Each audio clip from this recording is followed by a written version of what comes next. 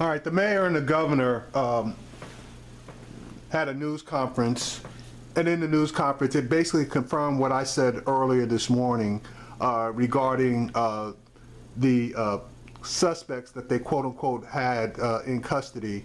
And it basically called bullshit on Fox and various other news outlets that were talking about suspects being consistently in custody, the 3 suspects. No suspects are in custody at this point.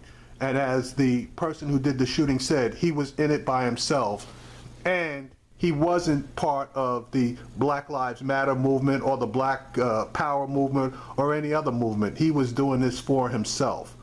So as far as the rhetoric by Fox and by the various commentators on Fox, as I stated in the past, I believe that Fox really wants to start a race war. And every time they come on, they're always spitting fire and brimstone, especially when it comes to the black community.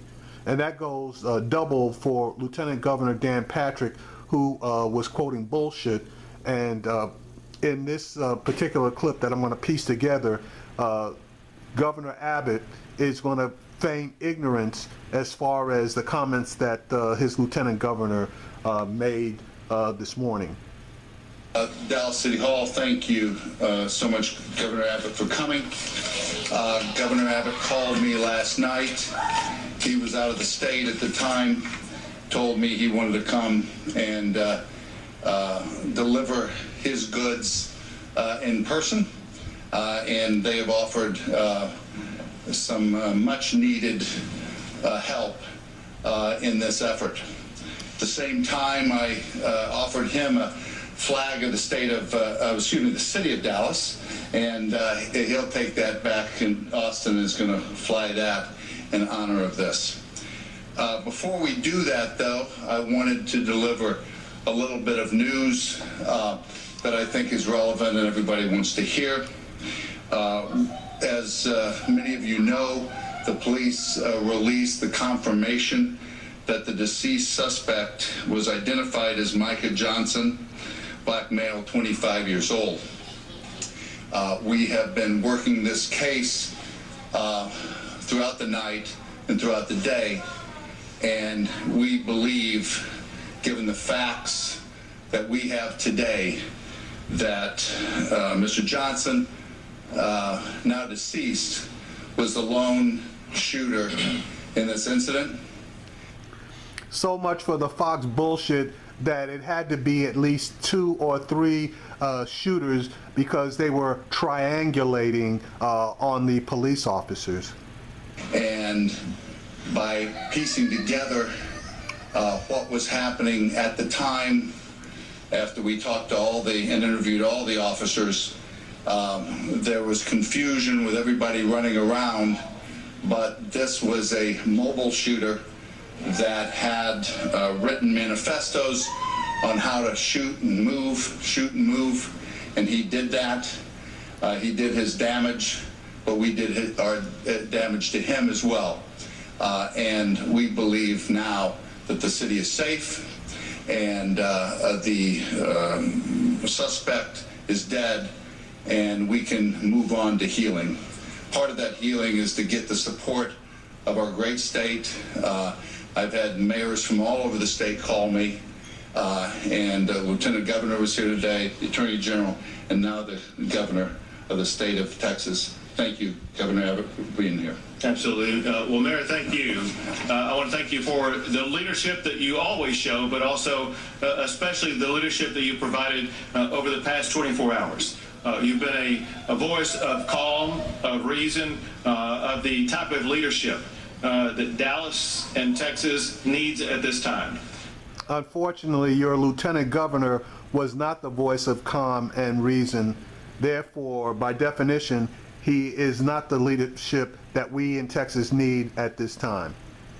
Before coming out here, I had the opportunity to meet not only with the mayor, but also with Chief Brown, who is going back to work and is not out here with us right now. But I also want to express my gratitude to Police Chief Brown for his unrelenting resolve in focusing on and resolving this issue as swiftly as possible. Also want to express a gratitude of the state of Texas for all the first responders who responded so quickly, so effectively to the urgencies of last night. And I want to express my gratitude to the White House that reached out to contact me because of the president's trip. We were unable to make an official connection, but he did want to express his sorrow and grief for the people and law enforcement in Dallas, but also any assistance that he could provide. Similarly, I want to thank my fellow governors. Mayor, like you, I've had governors from across the entire country contact me about ways in which they can help and expressing their sorrow for Dallas's loss. At the same time, I want to express my gratitude for the men and women who are behind me right now. What you're seeing right now is an aggregation of public servants who are coming together in support of the proposition that we stand united behind the people of the city, the people of the state, and the law enforcement officials here. I do want to recognize from the state side, right behind me is Attorney General Kim Paxton. We have Senators Royce West, Don Huffines, Bob Hall, and Kelly Hancock, Representatives Ken Sheets, Angie Button, Linda Coote, Helen Giddings, Cindy Burkett, Matt Rinaldi, and Rodney Anderson. And I apologize if I missed you. That's the list I have. But regardless of who is or who is not on the list, it's essential to understand the way that the state of Texas stands united with the city of Dallas. Already the state of Texas has provided Texas Department of Public Safety officers, Texas Rangers, forensic specialists to aid in the efforts of responding to this challenge. We need to understand also there will be ongoing challenges. As a result, my office is extending aid and support to the Dallas Police Department for counseling for their officers for issues and challenges that they will be facing for some time. Now, to respond what has happened in the past 24 hours. The past 24 hours in Dallas has been a veritable tale of two cities. On the one hand, it's been the tale of heroism of police officers. At the same time, it's been a tale of cowardice by an assassin. We are so proud, even in our mourning today, of the men and women who wear the uniform of the Dallas Police Department, as well as the Dallas Area Rapid Transit, for their heroism in the face of remarkable danger, running toward danger to aid those who need it the most, fulfilling their oath to serve and protect and do everything they can to help the citizens of this city. For every man and woman of the Dallas Police Department, as well as any law enforcement officer in the state of Texas, I want you to know you have the respect of a grateful state, and you have a governor who has your back. As it concerns the cowardice, it seems as though the sole suspect now has received his justice. And what will be important is to ensure that there are no other potential co-conspirators with this particular assailant. If there is, they will be sought, they will be found, and they will receive the justice they deserve. Most importantly, today, on this day, and in the coming days, the primary message is one word, and that is unity. Yeah. We need to understand that Texas has its own brand of principles that have helped elevate this state to true exceptionalism. Texans need to unite behind those very principles that will continue to elevate Dallas and the state of Texas. One of those principles is respect and reverence for the men and women who wear the uniform. Another is that we, the citizens of this state, need to play our own active role in ensuring safety and security in our communities, as well as justice and prosperity across the state. When we unite together behind those principles, we will ensure the Texas of tomorrow will be even better than the Texas of today. Another point is a true Texas trademark, and that is the word resilience. Texans have faced challenge after challenge after challenge for well over a century, and we've always shown our trademark resilience, which is needed now as much as ever in the city of Dallas as the city and the state in parallel work to respond. We must summon the ability to respond to this challenge in a way that will make Dallas and Texas even stronger. Texas is a tough state, but just like we have overcome so many challenges in the past, we will overcome this challenge with the future being even better than the past. So thank you, Mayor, for the role that you've played. Thanks again to Chief Brown, who could not be with us. Thanks to these men and women who stand behind me, beside me, and with me as we work our way forward. With that, we'll be happy to take a few questions. Julie.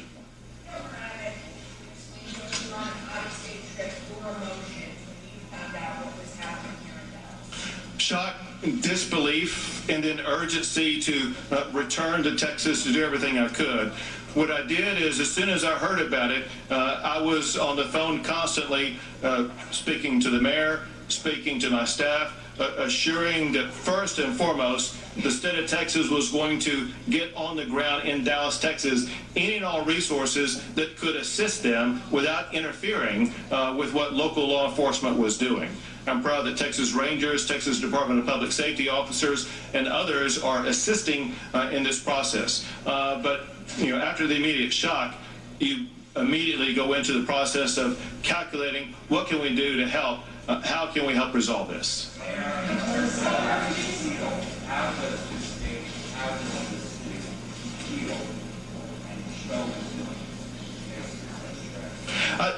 The best thing that we can do as a city and state to heal is two things. One, show that we are not harmed, damaged, or altered by the cowardly attack by someone who does not stand for Texas values and principles. We as a people need to move forward and live our everyday lives, knowing that Texas is going to be greater going forward, unaltered, unaffected by this act of cowardice.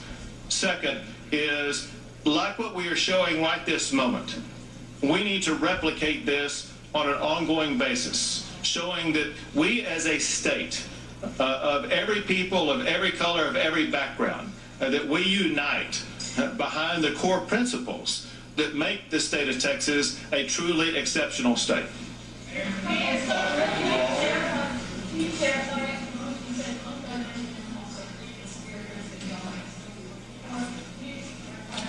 I'll clarify what I said.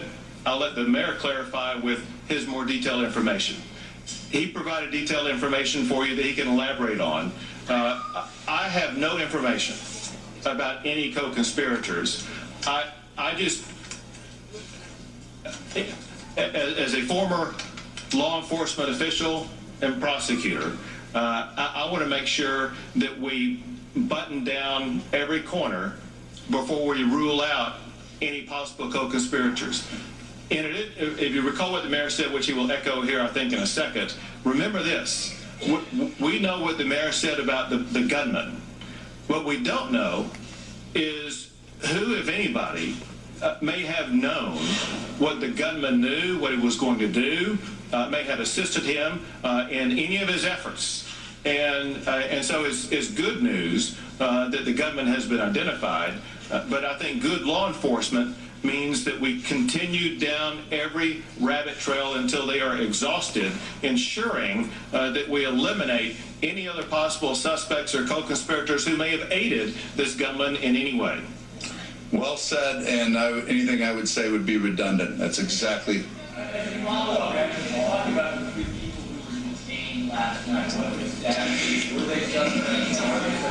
Yeah.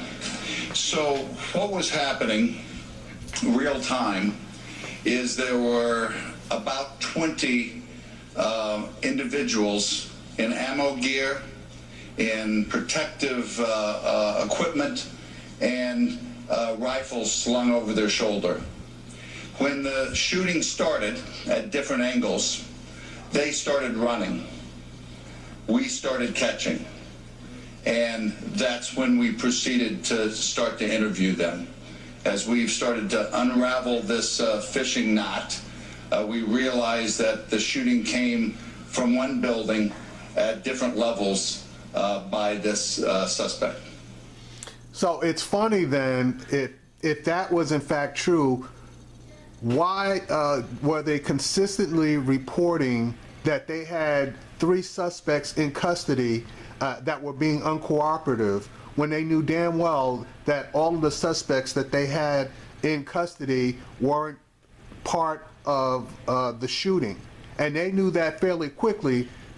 But the second part of it is, why did Dallas Police Department continue to have the picture of one of the persons that they were looking for, who surrendered to them early in the AM and who they ended up releasing 30 minutes later? Why was his picture still up on their website for an additional 6 hours when they knew that he wasn't a suspect? So that explanation isn't quite, it doesn't quite wash with me. You know, and I could be wrong, but they allowed a false narrative to continue on throughout the day until this particular press conference. No.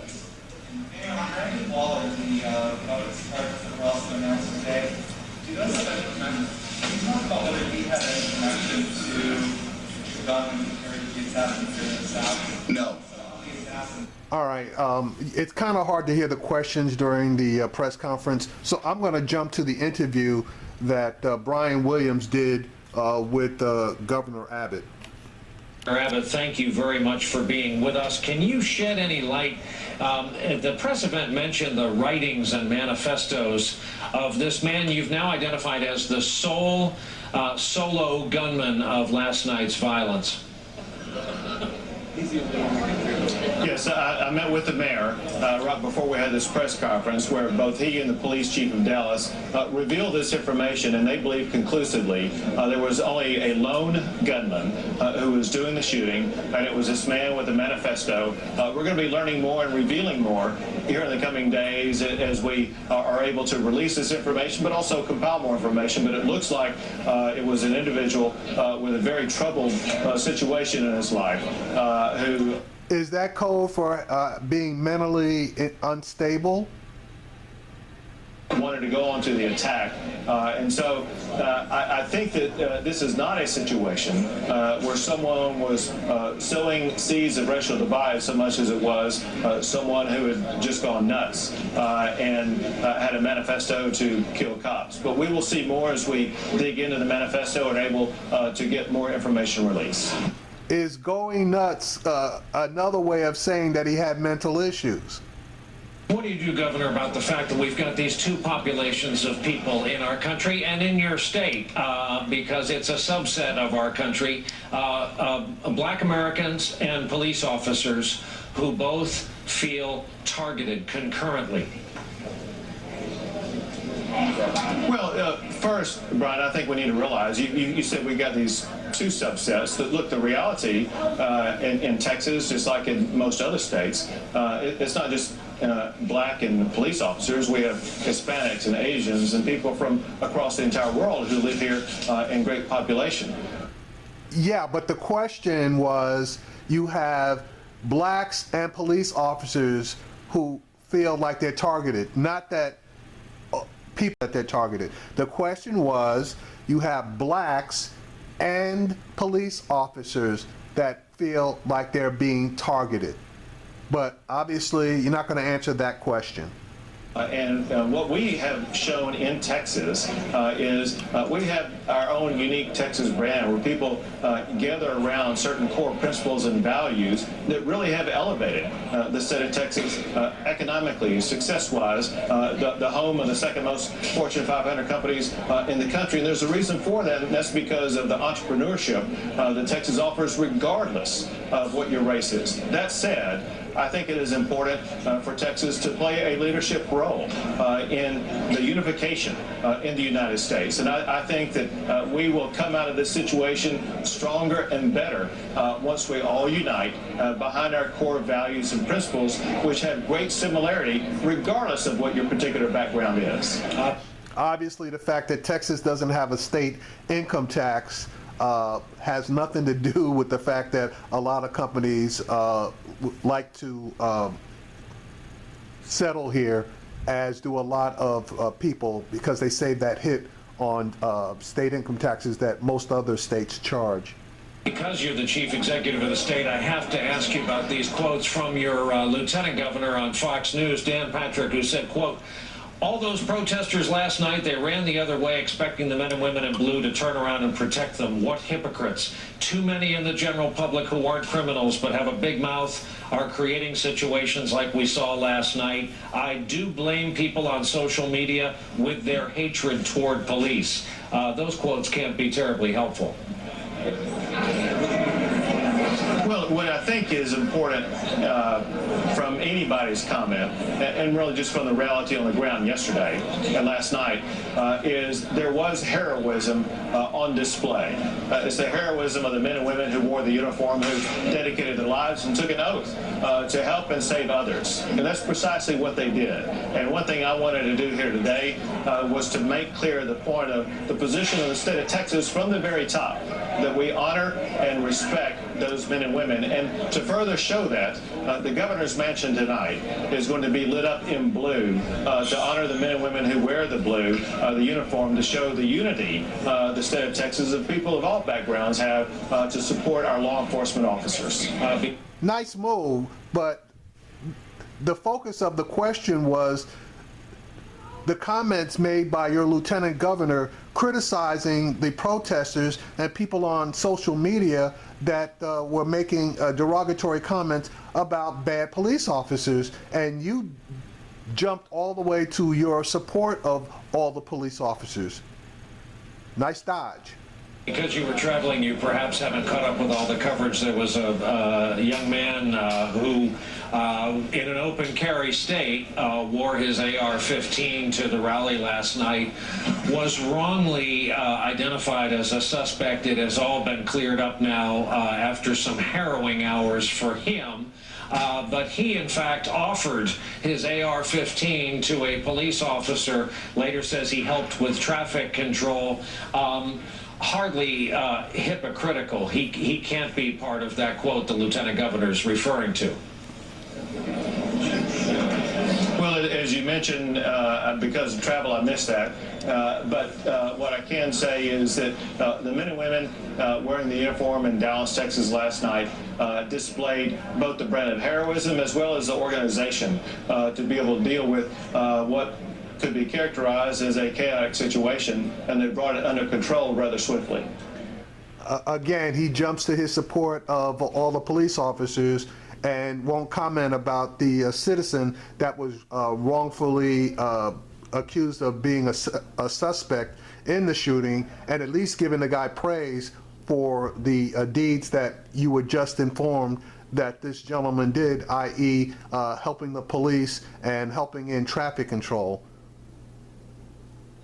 Finally, Governor, I'll let you go, but you said at the press event that something positive will come out of this. This will end up being a moment. Is it too early to tell what that's going to be?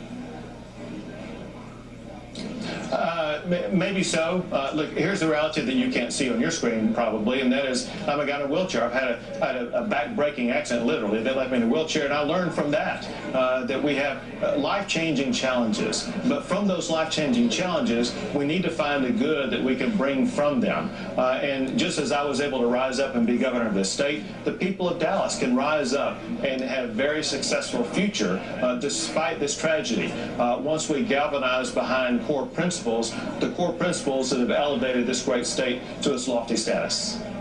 Governor Greg Abbott of the state of Texas, thank you, Governor, for joining us following that press event we just carried live as well. We appreciate it, and a lot of folks in Texas at that event are glad to have you back in the state.